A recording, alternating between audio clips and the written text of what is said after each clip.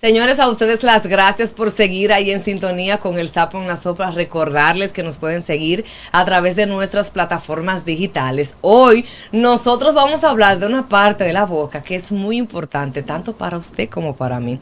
Porque dependiendo de lo que usted saca de esa parte, yo me llevo una impresión muy importante, ya sea positiva o sea negativa. Hoy está con nosotros la doctora Anabel Luna, señores. Ella es especialista en implantes dentales. Buenas tardes, doctora, bienvenida. Buenas tardes. ¿Cómo se siente? Bien, gracias a Dios. Doctora, hablemos de los implantes dentales. Ese tema de la abuelita que utilizaba los implantes dentales y el tipo de implantes dentales que estamos utilizando ahora, la iniciativa y la aceptación de las personas, porque hay algunos que le tienen miedo a esos tornillos que introducen dentro de las encías. Sí, sí. Anteriormente, bueno, desde los años 60, más o menos, que fue cuando se inició la implantología oral, propiamente dicha, ya ha estado bien como en auge y además ha sido una especialidad bastante aceptada, que era una de tus preguntas. Y aparte de la aceptación, también es extremadamente segura y es lo que tenemos para rehabilitar una boca, ya sea que haya perdido un solo elemento dental o todos los elementos dentales, es la opción número 1, porque lo que se hacía anteriormente era rehabilitar la boca con puentes, con removibles, con este tipo de prótesis, que ya no es que no se usan, sino que la mejor opción siempre van a ser los implantes, porque así no desgastamos las piezas adyacentes que hayan al espacio que tengamos en boca. El tema de recuperación, después que me hago este tipo de implantes modernos que se están realizando ahora, es doloroso, como, no como, es líquido, estos tornillos dentro, ¿en cuántas posturas se hace esto? Bueno, eso siempre va a depender del caso en específico, porque nunca podemos tratar un paciente individual, ¿verdad?, como a todos. O sea, no podemos tratarlos a todos de la misma manera, sino que tenemos que primero hacer un diagnóstico y luego de ese diagnóstico, pues entonces hacer un plan de tratamiento específico para cada caso. Entonces, por ejemplo, si fuese un implante que vamos a colocar, eso es una cirugía súper sencilla, en un hueso ideal, ¿verdad? Que no haya que hacer ningún otro tipo de procedimiento más que la colocación del implante. Es algo bien sencillo. Yo siempre le digo a mis pacientes, eso es más sencillo que sacarte una muela. Realmente no es nada complejo.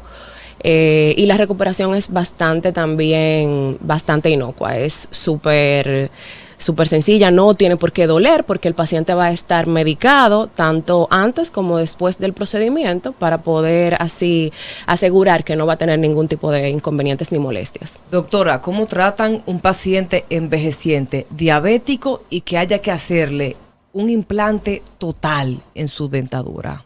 Bien, cuando los pacientes padecen algún tipo de enfermedad sistémica, esto no significa que no pueda llevar un implante o varios implantes dentales, sobre todo cuando el paciente está controlado. Si el paciente está controlado, pues lo vamos a tratar de manera igual que un paciente que no tenga ningún tipo de condición sistémica. Y se le podría así colocar tanto uno como varios. Para rehabilitar la boca completa no necesitamos un implante, sino que vamos a necesitar varios. Por ejemplo, si es en la arcada superior, el mínimo de implantes van a ser 6. Pero particularmente yo, si es un paciente diabético y vamos a decir entre los 50 años, se toman en cuenta muchos factores, tanto la edad como la enfermedad propiamente dicha, pero yo básicamente me rijo de que si un paciente tiene 50 años, estamos hablando que su promedio de vida ya no es tanto, o sea, ya es menos, ¿verdad? Que una gente que tenga 20, que tenga 30. Entonces eso también me va a interferir en la decisión de cuántos implantes colocar. Y segundo, si es en la arcada superior, para protegerme de que ese paciente pueda perder algún implante por la condición sistémica de la diabetes, entonces no voy a colocar 6, voy a colocar por lo menos 8, porque así voy a proteger mi prótesis al final del tratamiento. Si tengo un envejeciente en casa y se va a hacer un tratamiento completo de implantes dentales, ¿ese tratamiento será de por vida? ¿Esos dientes estarán impecables, bonitos, saludables siempre? Siempre que te lo cuides. No, ya aquí que no va a importar la edad. Imagina que perdemos los dientes por caries, por traumas, por descuido. Muchas veces es por descuido. Entonces, si el esmalte dental, que es la parte más dura del cuerpo humano, nosotros lo dañamos o lo dejamos dañar por eso mismo, por el descuido, por la mala alimentación, por no ir al dentista cada 6 meses, como sería lo ideal, entonces, ¿qué no va a ser una prótesis? Algo que no es de nuestro cuerpo. Es más fácil perderlo porque si no lo cuidamos, es algo que no es de nuestro cuerpo. Entonces, si es de por vida, pues sí, pero siempre que lo cuides.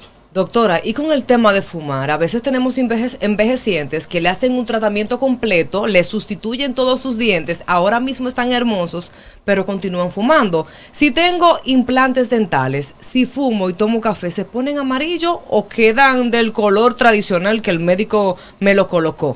Bueno, los implantes y el cigarrillo son enemigos. Una de las cosas que digamos es una contraindicación para colocar implantes es si el paciente es fumador, porque no va a haber una osteointegración de ese tornillo en boca y somos más propensos a perderlo si el paciente fuma. Ahora bien, si de que va a cambiar o no va a cambiar el color, no tiene por qué, porque la prótesis ya al final va a ser una prótesis hecha en un material cerámico probablemente, ¿verdad? Eso ya va a ser elección de cada cliente o paciente y de cada clínico. Entonces, no tiene por qué cambiar de color, pero igual, es como los dientes naturales, necesitan un seguimiento, necesitan que el paciente vaya cada cierto tiempo a su consulta y se chequee, ¿verdad? Y se haga sus limpiezas también, o sea, no es que, bueno, ya tengo la boca completa, aquí tengo implantes, tengo prótesis, no tengo que ir al dentista porque ya estos dientes, como son cerámicos, no son míos, no tengo por qué, no.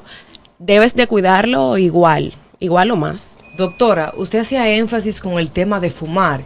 ¿Qué pasa con el paciente que fuma y esos implantes y los tornillos? ¿Qué puede esperar un paciente? Es que lo que se puede esperar es que se pierda, porque no va a haber una osteointegración ideal. Cuando colocamos un implante en el hueso, ¿verdad? Hacemos un huequito, colocamos el implante y se supone que ese tornillo debe de hacerse parte del hueso de ese paciente. Pero en los pacientes fumadores, ese hueso no tiene una calidad igual que en un paciente que no fuma.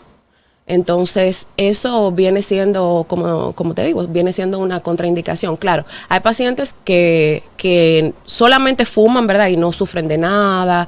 Y bueno, nos arriesgamos, digamos, a poner el implante y pues se quedan en boca, pero eso puede estar condenado al fracaso. Usted como médico, ¿cómo visualiza esa calidad o esa salud bucal de los nuevos envejecientes de hoy día? Bueno, ¿cómo la visualizo? Fíjate que yo diría que en el último año y medio, por lo menos en mi consulta, ¿verdad? He tenido mayor casos de pacientes envejecientes que se están preocupando un poquito más por cuidarse la sonrisa, por cuidarse los dientes. Hay un poquito más de preocupación que anteriormente. Y también así en los pacientes jóvenes, sobre todo. Hablemos con el tema de limpieza. Hay personas que no les gusta realizarse limpieza porque entienden que el médico le gasta el diente y se le hacen divisiones. Dice, están más separados. ¿A qué se debe esto? Sí, eso sucede. Yo recuerdo una vez, hace mucho, que yo estaba haciendo una profilaxis, como nosotros le decimos, Y bueno, yo inicié mi profilaxis normal, pero la paciente tenía mucho cálculo, mucha placa en el medio de los dientes y ella de por sí ya tenía diastemas. Diastemas son espacios entre diente y diente. Entonces, cuando yo terminé de retirar todo el cálculo, toda la placa, obviamente esos espacios ella se lo veía. No lo veía porque estaba tapado de cálculo. Pero cuando yo los retiré, ella pensó que le faltaba un diente. Y yo, para mí fue como un poco chocante, pero a la vez cómico. Desde ahí aprendí, porque eso fue en mis inicios, aprendí a que cuando me llegan pacientes así, que tienen mucho cálculo, debo de decirle al paciente, mira, tú tienes espacios aquí, ya sea que se le haya provocado por una enfermedad periodontal, o sea, una enfermedad de hueso y encía, o porque ese paciente desde siempre tuvo esos espacios. Pero cuando no se higieniza bien, entonces se acumula placa ahí en el medio de los dientes, y cuando tú retiras esa placa, los espacios se ven, y el paciente, como tiene tanto tiempo que no se ve con espacios, piensa que tú le quitaste un diente o que tú se lo desgastaste, pero en realidad no es así. En una limpieza jamás se debe de desgastar un diente, nunca, no hay por qué. Es decir, que todo paciente que tiene su dentadura unida, sin separaciones, aunque vaya a hacerse una limpieza y le retiren toda la placa, no queda con divisiones. Es correcto, no tiene por qué. No hay por qué. Es que la limpieza es precisamente eso, o sea, es limpiar. Y el odontólogo no está para desgastar un diente, a menos que vaya a colocar una prótesis. No necesita hacer un desgaste. De hecho, ni siquiera para hacer carillas hoy en día, que puede ser lente de contacto, siempre que el paciente califique para ello, no hay por qué hacer un desgaste excesivo ni nada de eso. O sea, una limpieza no necesita desgaste. Estamos hablando de placa. Uh-huh. Entremos a la parte de los retenedores. Usted como médico, enfocándose en el tema de la placa, ¿recomienda esos retenedores que son fijos en la parte dentro de los dientes? Sí, lo que pasa es que son cosas como un poquito distintas, pero sí, porque si el paciente tuvo ortodoncia y necesita, o sea, ya, si tuviste ortodoncia, necesitas retenedores. Entonces, hay casos en los que es ideal que el retenedor sea fijo, o sea, por la parte de adentro. Entonces, en nosotros está darle el seguimiento al paciente, darle también las especificaciones de higienización, como debe de hacerlo para que se mantenga bien. Ahora bien, debo también evaluar si es un paciente propenso a acúmulo de placa, un paciente que tenga ya problemas periodontales y todo ese tipo de cosas, pero sí. Pero, ¿y si usted tuviera que elegir entre retenedores de acrílico o retenedores fijos por dentro, qué decisión usted tomaría? Regularmente en mi consulta, en el consultorio se maneja, cuando se termina un caso de ortodoncia, se le colocan retenedores removibles, sean Exis, se llaman, los que son transparentes, o los que tienen un alambrito que va por fuera, igual son removibles ambos, y en la parte inferior fijo, porque es más cómodo para el paciente de no estar quitando, poniendo, y además siempre va a haber una indicación específica para cada caso, pero si se puede así, es muchísimo más cómodo para el paciente. Un paciente con retenedores fijos, ¿cuál es el tiempo prudente para realizarse limpiezas? Igual que un paciente que no lo tenga. Eso solamente va a depender, si el clínico lo considera de que sea antes, es porque el paciente, como te dije ahorita, es más propenso a acúmulo de placa. Entonces ya ahí, en ese caso, yo le indico que sus limpiezas sean, por ejemplo, cada 4 meses, en vez de 2 al año, serían 3 al año. Entonces, pero si no, si es un paciente que maneja su higiene bien, igual puede ser cada 6 meses, normal. Hablemos de brackets e implantes dentales. Su criterio como médico con estas combinaciones. Hay casos en los que se debe de combinar, porque si un paciente, por ejemplo, necesita braces, necesita brackets, pero perdió una pieza y quizás ese hueso está muy reabsorbido, el ortodoncista no puede hacer movimientos para cerrar esos espacios, entonces lo ideal es, para mantener una buena oclusión, que el paciente pues sí lleve el implante para poder reponer esa pieza perdida. Entonces, todas las especialidades de odontología van casi siempre a converger entre ellas y siempre van a ir de la mano. Hoy en día no podemos ver a un paciente cuando se acuesta en nuestro sillón como solamente una boca. Yo no voy a ver a mi paciente como solamente la boca y me voy a enfocar a que tienes dientes o a que no tienes dientes. No, yo tengo que verlo de manera holística, completo, porque tú eres un ser completo y la boca es parte de tu cuerpo. Entonces, todas las especialidades, inclusive fuera de la odontología, deben también de a veces entrar en algún campo de nosotros. ¿Y cómo se trabaja el tema de los brackets con ese paciente que tiene implantes al momento de deslizarse o moverse un diente que tiene un tornillo en la parte dentro? Bueno, cuando ya, si por ejemplo el paciente se puso la ortodoncia después de que ya tiene un implante, ese implante lógicamente no se va a mover, porque ese implante ya está ahí, valga la redundancia, implantado en ese hueso, no hay manera de que se mueva. Ya, con braces no se va a mover.